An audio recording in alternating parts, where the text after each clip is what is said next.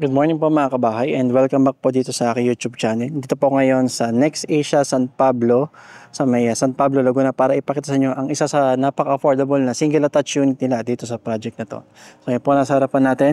By the way, ako nga pala si Chad Ricaport sa po Real Estate Broker at nanonood po kayo ngayon ng aking house tour for Serene Single Attached Semi-Complete. Okay, so si Serene Single Attached po ay merong minimum lot area na 62 square meter and the floor area of 45 square meter. Provision for 2 bedrooms with 1 toilet and bath. Semi-complete siya kasi wala pa po siyang mga bed partition. Pero meron na po siyang vinyl tiles.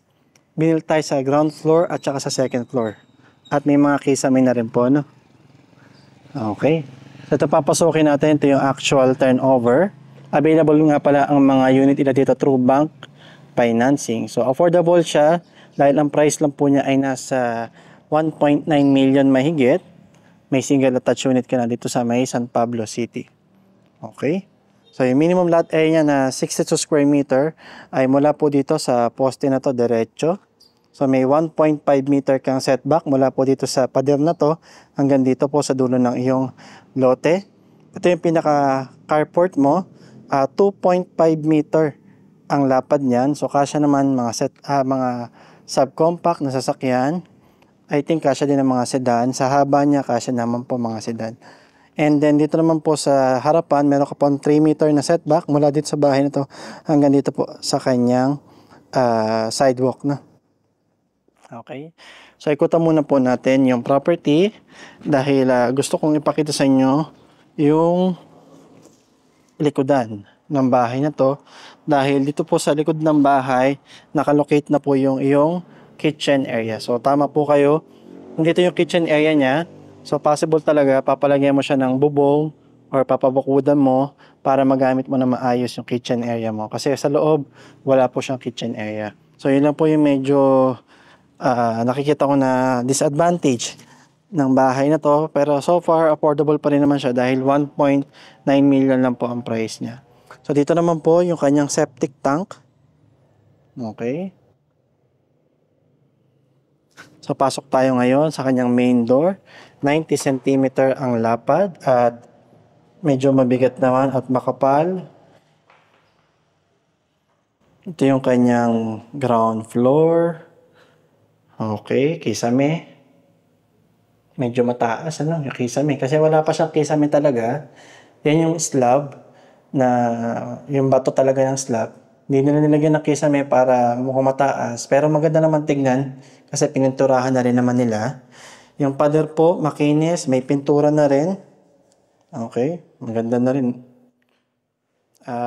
Ito yung kanyang living area. For me, maluwag tong living area niya.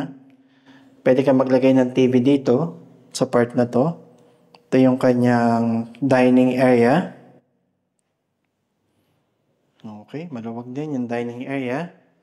At yung kanyang toilet and bath, nandito po sa part na to. So, ito yung kanyang actual turnover ng kanyang pintuan, PVC type, laboratory niya. Medyo maliit lang yung laboratory.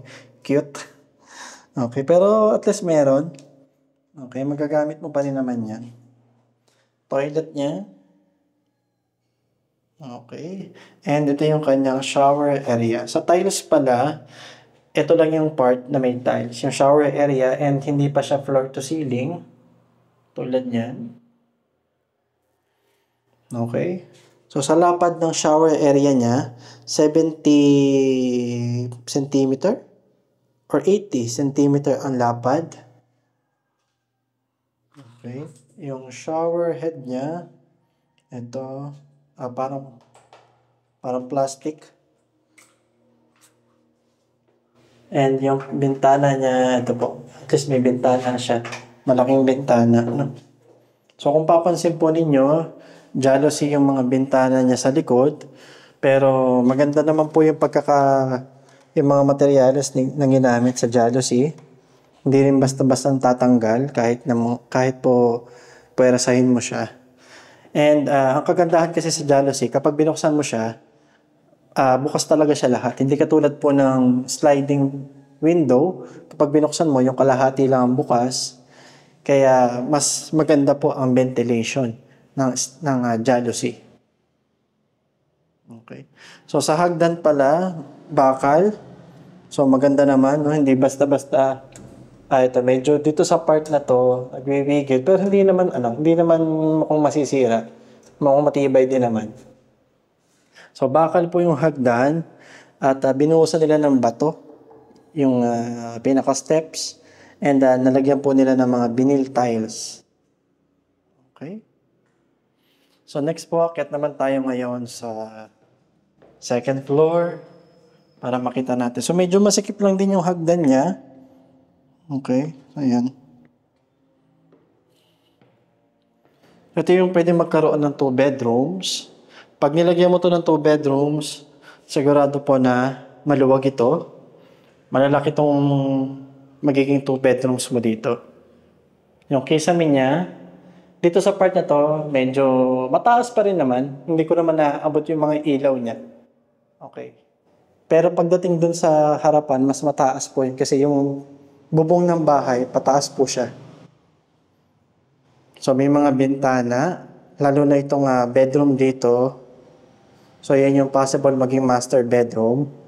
Ito yung second bedroom dito sa part na to. May bintana pero ito lang po, no? So I think mas maganda kung nilagyan din nila ng bintana pa dito na isa. So ang kagandahan dito, yung hagdan niya ay may liwanag, may bintana siya dito.